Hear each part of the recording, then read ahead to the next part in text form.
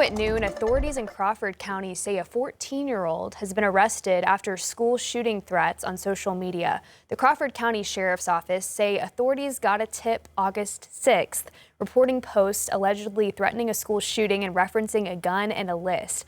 The teen was arrested Monday and charged with threatening mass violence on school property. Authorities say several rifles and a handgun were found at the teen's home. Authorities have not identified the teen. Arkansas State Police are investigating after a convicted murderer died in prison. 43-year-old David Pyle pleaded guilty to killing Cody Tisdale in Fayetteville on Christmas Eve 2021. Pyle was then involved in a standoff with police before his arrest and live-streamed that standoff on social media. He was sentenced to 33 years in state prison. ASP said Monday it's investigating Pyle's death but did not share any specifics about it. We'll keep you updated as we learn more. Brian Hyatt, a former Northwest Arkansas psychiatrist, is due back in Pulaski County Court tomorrow. He's facing state and federal charges, accused of holding patients against their will to defraud Medicaid and other benefit programs. In his federal case, Hyatt and his 7 co-defendants are not expected to appear until next September. Poto police are sending a message to parents about where their kids are hanging out after they say a night out ended in property damage and multiple reports of assault. Police shared on social media that after a gathering at Black Fork Plaza, trash and broken glass were left behind. Police also say they responded to calls of assaults. They add this all raises concerns about large groups gathering in commercial parking lots. Chief Jody Thompson says young crowds have long gathered at Pirate Plaza, but the property owner there recently posted no trespassing signs after problems, moving the crowds to now gather at Black Fork Plaza. It's not about banning kids from parking lot. You know, I graduated, born and raised here. I hung out in parking lots. We just respected private property and didn't tear anything up. So that's the main difference. And then when you throw assaults in there, it's a game changer.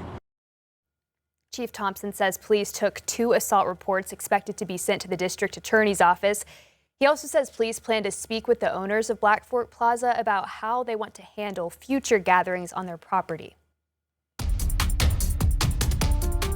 Well, CBS News has confirmed a Washington Post report that President Trump was secretly escorted off Air Force One and put into a military aircraft when he departed Turkey after the NATO summit in July. Olivia Rinaldi has more details from the White House. The world watched as President Trump boarded Air Force One to leave Turkey on July 8th. But it was the catering truck on the other side that secretly ferried the president to a smaller Air Force C-32A nearby. It indicates a very serious level of threat facing President Trump. U.S. intelligence had detected a credible Iranian plot to fire a missile at Trump's new Air Force One gifted by Qatar. So the plan was already to leave Turkey in the legacy Air Force One plane. The president hinted at the threat earlier in the day when he said he was #1 on Iran's kill list. I saw things this morning. I'm on every single one of their lists. And so far, I guess I've been a little bit lucky, but that maybe doesn't last very long. The decision to move the president for his safety meant that Air Force One, still loaded with White House staffers and press, became a decoy. What precautions were taken to keep the staff and reporters on that plane safe? Both planes flew from Ankara, Turkey to Mildenhall Air Force Base in England, where the president then secretly reboarded Air Force One for a public exit before boarding the new Qatari jet to fly back to the U.S. with the press. Do you know why they had us close our window blinds? That was not usual. Well, yeah, because you're probably on a dangerous flight because of the sleaze bags that we have to deal with. So you think that Iran was possibly thinking of trying Well, I mean, if they asked you to close your windows, probably they feel that way. They didn't ask me to close mine, but if they did, I would have done it. You know, these are sick people, so I could see something like that. The White House has not denied the story, only saying that the new Air Force One is equipped with high-level security. Olivia Rinaldi, CBS News, the White House. Back in Arkansas, Governor Sarah Huckabee Sanders will appoint a temporary special justice to the Arkansas Supreme Court. The justice will fill in for Barbara Webb while she is temporarily away from the court. so it can continue its work in her absence. Samaritan Community Center has a new executive director. Gardner Andreas succeeds Debbie Rambo, who has moved into a new role as senior advisor for philanthropy. Andreas started as executive director on August 1st. Happening tonight, Rogers City Council will again discuss calling a special election to let voters decide on extending the city's 1-cent sales tax. The new bond package totals about $450 million. $118 million would be used to refinance old bonds. $339 million would be used for capital improvements decided by voters in November. A majority of the proposed bond package would fund road improvements. Other areas include parks and rec, police and fire departments, and animal services. Meanwhile, the Springdale City Council is expected to vote on a vacancy for the Ward 2 position. Aaron Huntley resigned from his position months ago, and the city has called a special election for November. But in the meantime, the city's been looking at multiple candidates to fill the seat. It's down to the final two, Rex Bailey and Kevin Flores. Both are former Ward 2 council members. After passing regulations on data centers in June, Fayetteville is already looking at adding more. The city council will consider changes tonight. The city says will strengthen those regulations. The changes include potential penalties for violations. It would require data centers to submit annual reports to the city's planning division. The city already has rules addressing water and electricity use. The council could vote on the changes as soon as next Tuesday.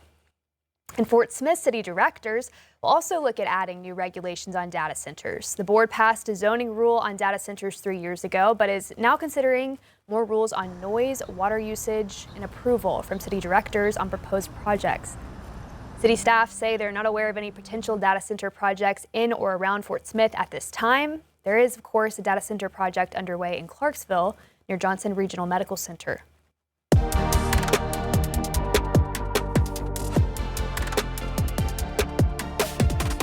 For thousands of Fayetteville families, the new school year started this morning. And rather than launching new programs this year, Superintendent John Mulford says the district is focusing on fine-tuning what's already in place, including its themed programs and expanded resources. He says those options give families more choices while helping students prepare for a world where technology and information are constantly changing.